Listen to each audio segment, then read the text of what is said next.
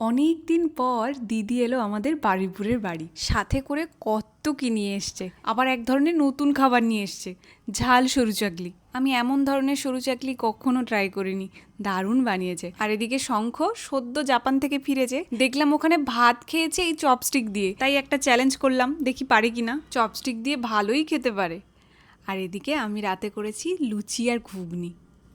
সকাল সকাল দারুণ একটা জিনিস বানানো হচ্ছে, এটা ডিমের ডেভিল, তবে একটু অন্যরকমভাবে। দিদি যে কত কিছু রান্না করতে পারে আমাকে বলে বলে দিচ্ছে, আর আমি তোমাদেরকে স্ক্রিনে মেনশন করে দিচ্ছি এটা তৈরি করার জন্য কি কি লাগছে।